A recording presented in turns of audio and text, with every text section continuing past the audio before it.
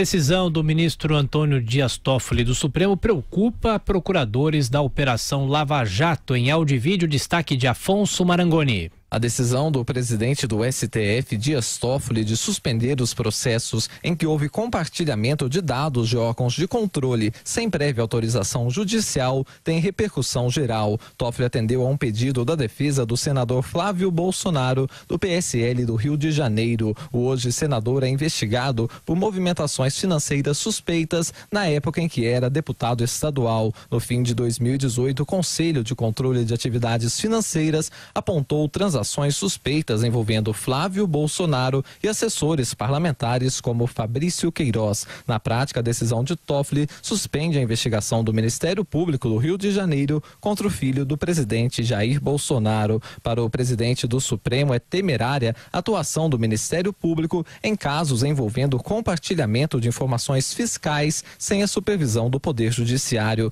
O advogado de Flávio Bolsonaro, Frederico Yassef, afirmou que ao suspender as investigações, o Supremo assegurou uma garantia constitucional. A decisão de hoje do presidente do Supremo Tribunal Federal é apenas o cumprimento da lei e se faz justiça, porque ela apenas determina que a lei seja cumprida e que o sigilo bancário de todo e qualquer cidadão brasileiro seja apenas quebrado com autorização do Poder Judiciário. Nesta terça-feira, em entrevista ao programa Os Pingos nos Is, o procurador da República, Hélio Telho, disse temer as consequências do que decidiu Dias Toffoli. E se mantiver essa decisão, a consequência vai ser a anulação de todas as investigações que nos últimos 20 anos foram abertas e todas as condenações e pessoas que foram presas. A decisão de Toffoli também repercutiu no Congresso Nacional. Para o deputado Marcelo Calero, do Cidadania do Rio de Janeiro, a medida impacta os processos de combate à corrupção. É um duro golpe que o país mais uma vez sofre nessa tarefa árdua que nós temos de combater os maus feitos. É realmente uma lástima que a gente viva de novo esse momento de um verdadeiro ataque ao combate à corrupção. Já o líder do governo no Senado, Fernando Bezerra Coelho, do MDB de Pernambuco, considerou a decisão de Toffoli acertada.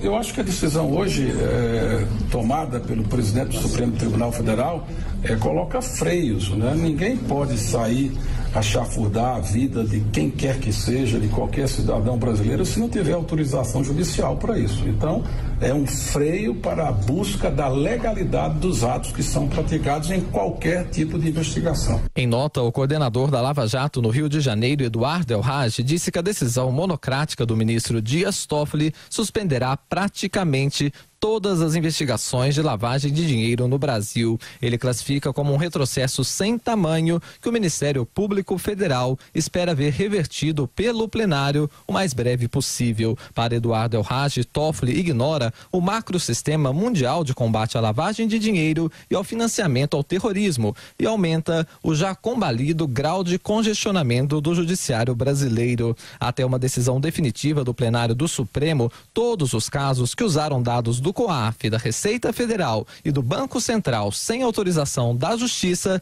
ficam suspensos. O julgamento do tema pelo STF está marcado para o dia 21 de novembro deste ano. O plenário tem que analisar, não é, Bruno?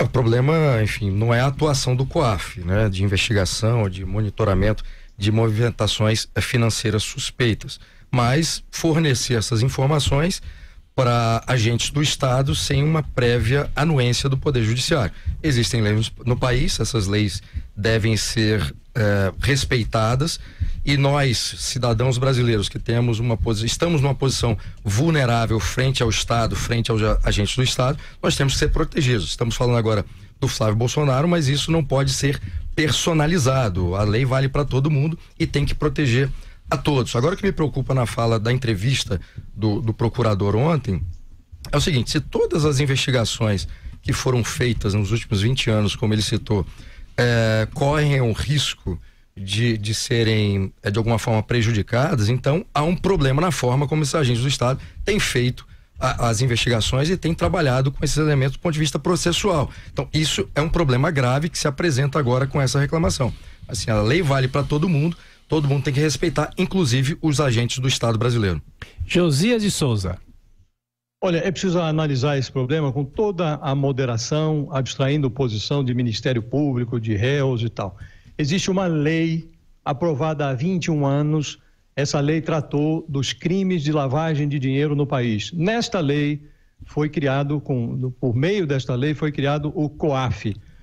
Num dos artigos desta lei está escrito que o COAF receberá informações das instituições financeiras sobre movimentações suspeitas. Estamos falando de movimentações suspeitas, não de movimentações corriqueiras feitas nos bancos, as suspeitas. O COAF recebe essas informações, o COAF não tem poder de investigação, é um órgão de inteligência financeira. No outro artigo da lei está escrito que o COAF tem a obrigação de passar estas informações, quando as considera suspeitas, às autoridades que são encarregadas de investigar corrupção, lavagem de dinheiro, crimes de traficantes. Não estamos falando só de corrupção, tem traficante, tem o PCC, tem as facções criminosas, tem tudo isso. Então, é obrigação legal do COAF passar as informações. Não há nesta lei menção a que o COAF tenha que obter autorização judicial, porque ele não está quebrando o sigilo. Se os dados são vazados,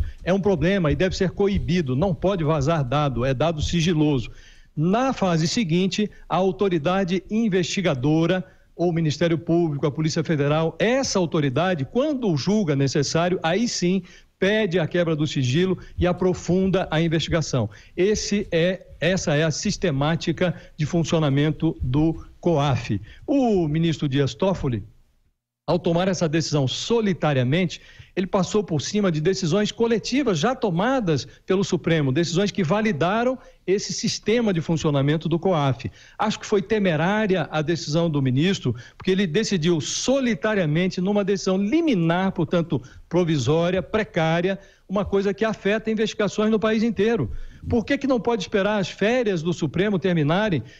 Ele enganchou isso num assunto que tem repercussão geral, que vale para tudo. Este assunto poderia ter sido deliberado em março, o ministro Toffoli adiou para novembro. Ele poderia, como presidente do Supremo, antecipar esse julgamento, para depois das férias resolveria numa decisão coletiva e não individual. Então está tudo errado nesse caso. Quer complementar, Bruno?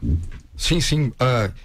Uma decisão monocrática num assunto tão polêmico quanto esse não convém. Era preferível realmente que os demais ministros pudessem analisar a questão e tomar decisões. Agora, o direito é muito bonito porque não é matemática. Então você tem, mesmo havendo uma lei, você tem muitos pontos de discussão, porque a lei, seguindo a lei, também há uma teoria e posições divergentes. Agora, essa lei que regula o COAF, por exemplo, ela está submetida à Constituição Federal, que garante a proteção dos indivíduos frente ao Estado.